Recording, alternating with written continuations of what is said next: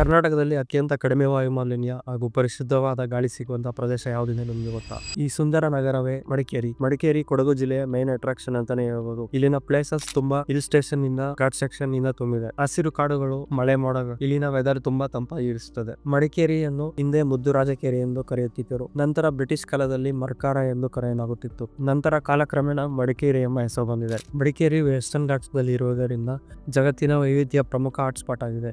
ಇಲ್ಲಿನ ವೆದರ್ ಬೇಸಿಗೆಯದು ತುಂಬಾ ಕೋಲ್ಡ್ ಆಗಿರುತ್ತದೆ. ನವೆಂಬರ್ ಟು ಫೆಬ್ರವರಿ ಈ ಸೀಸನ್ ನಲ್ಲಿ best time to visit to Madikeri ಅಂತಾನೆ ಹೇಳ್ಬೋದು. ಈ ಸೀಸನ್ ನಲ್ಲಿ morning time foggy view enjoy ಮಾಡಬಹುದು. ಈವ್ನಿಂಗ್ ಟೈಮ್ ನಲ್ಲಿ ರಾಜಾ ಸೀಟ್ ನಲ್ಲಿ ಕುಳಿತು ಸನ್ಸೆಟ್ ಅನ್ನು ವ್ಯೂ ಮಾಡಬಹುದು. ಈ ಎರಡು ವ್ಯೂಸ್ ನಿಮ್ಗೆ ಲೈಫ್ ಟೈಮ್ ಮೆಮೊರಿ ಆಗಿರುತ್ತೆ, ಡೌಟೇ ಬೇಡ. ಮಡಿಕೇರಿ ಫೋರ್ಟ್ ನಿಮ್ಗೆ ಮಡಿಕೇರಿಯ ಹಿಸ್ಟ್ರಿಯನ್ನು ಹೇಳುತ್ತದೆ. ಮಡಿಕೇರಿಯಲ್ಲಿ ಇನ್ನೊಂದು ಮೈನ್ ಅಟ್ರಾಕ್ಷನ್ ಪ್ಲೇಸ್ ಯಾವ್ದಪ್ಪ ಅಂದ್ರೆ ಅಬ್ಬೆ ಫಾಲ್ಸ್. ಅಬ್ಬೆ ಫಾಲ್ಸ್ ಮಡಿಕೇರಿಯಿಂದ ಕೇವಲ 10 ಕಿಲೋಮೀಟರ್ ಡಿಸ್ಟೆನ್ಸ್ ನಲ್ಲಿದೆ. 2024ರಲ್ಲಿ ಇಂಡಿಯಾದಲ್ಲಿ ಅತ್ಯಂತ ಪರಿಶುದ್ಧವಾದ ಏರ್ ಕ್ವಾಲಿಟಿ ಹೊಂದಿರುವ ನಗರಗಳಲ್ಲಿ ಮಡಿಕೇರಿ ನಗರವು ಒಂದಾಗಿದೆ. ಪ್ರಕೃತಿ, ಇತಿಹಾಸ ಮತ್ತು ಶಾಂತಿ ಒಂದೇ ಕಡೆ ಬೇಕಾದರೆ ಮಡಿಕೇರಿಯೇ ಸರಿಯಾದ ಸ್ಥಳ. ಈ ವಿಡಿಯೋ ನಿಮ್ಗೆ ಇಷ್ಟ ಆದ್ರೆ ಲೈಕ್ ಮಾಡಿ, ಶೇರ್ ಮಾಡಿ ಹಾಗೂ ನಮ್ಮ ಚಾನಲ್ ಸಬ್ಸ್ಕ್ರೈಬ್ ಮಾಡ್ಕೊಳ್ಳಿ.